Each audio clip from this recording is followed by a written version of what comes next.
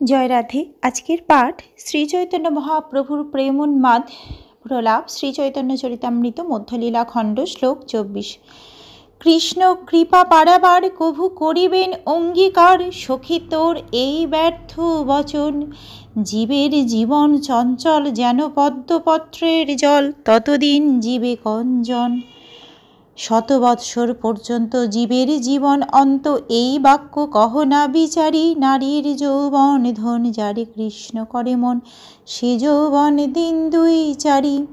আমি বলি, হে সখী, তুমি বলছো কৃষ্ণ কৃপা সমুদ্র, কখনো না কখনো তোমাকে অঙ্গীকার করবে। তোমার এই কথা কিন্তু আমাকে সান্ত্বনা দিতে পারে না, কারণ এই জীবন পদ্ম পাতার জলের মতো চঞ্চল এবং কৃষ্ণের কৃপা লাভ করা পর্যন্ত কে বেঁচে থাকবে? মানুষ 100 বছরের বেশি বাঁচে না। আবার বিচার করে দেখো, কৃষ্ণের চিত্ত আকর্ষণকারী রমণীর যৌবন ধনও অল্প কয়েকদিনের জন্যই কেবলমাত্র স্থায়ী হয়। অগ্নি জ্বইছে নিজ ধাম দেখাইয়া অভিরাম, পতঙ্গিরে আকর্ষিয়া মারি। কৃষ্ণ হয়েছে নিজ গুণ দেখাইয়া হরে মন, পাছে দুঃখ সমুদ্রেতে ডারে।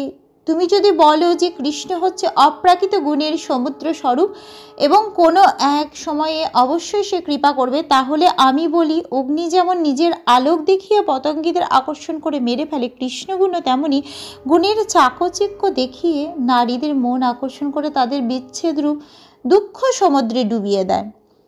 এতেকো বিলাপ করে বিষাদে শ্রী গৌর হরি, উঘাড়িয়া দুঃখের কপাট। ভাবের তরঙ্গ বলে নানা রূপে মন চলে, আর এক শ্লোক কইল পাঠ। এভাবেই গভীর বিষাদে বিলাপ করে শ্রী গৌরহরি তার দুঃখের কপাট উন্মুক্ত করলেন। ভাবের তরঙ্গ প্রবাহে তার চিত্ত প্রবাহিত হয় এবং সেই অবস্থায় তিনি আর একটি শ্লোক পাঠ করেন। শ্রীকৃষ্ণ রূপাদীনি সেবনং বিনা, ব্যর্থানি মেহহান্য খিলেন্দ্রিয়ান্নলম। পাষাণ শুষ্কেন্ধন ভার কান্নহ, বিভর্মি বাতানি কথং হত্যত্রপ। হে সখী, শ্রীকৃষ্ণের রূপ গুণ লীলা আদি সেবন না করে আমার দিনগুলি এবং সমস্ত ইন্দ্রিয়গুলি ব্যর্থ হয়েছে।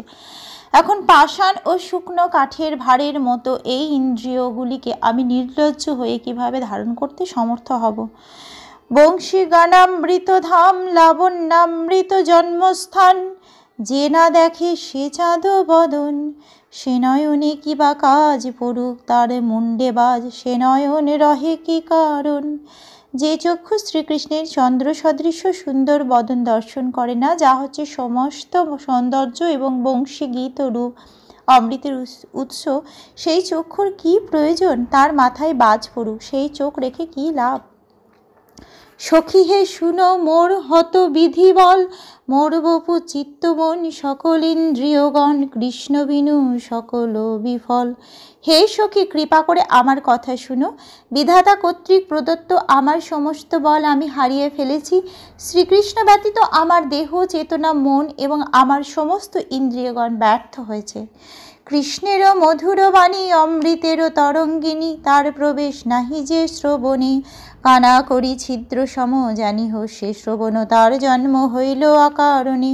শ্রীকৃষ্ণের মধুর বাণী অমৃতের তরঙ্গের মতো। সে অমৃত যদি কর্ণ কুহরে প্রবেশ না করে, তাহলে সেই কর্ণ কানাকড়ির ছিদ্রের মতো, অকারণে সেই কর্ণের সৃষ্টি হয়েছে। আজকের পাঠ এই অবধি। ভজ শ্রীকৃষ্ণ চৈতন্য প্রভু নিত্যানন্দ,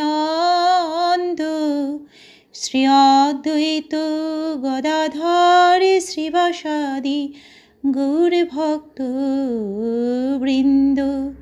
হরে কৃষ্ণ কৃষ্ণ কৃষ্ণ হরে হরে, হরে রাম রাম রাম হরে হরে। জয় রাধে জয় রাধে, জয় রাধে জয় রাধে, জয় রাধে।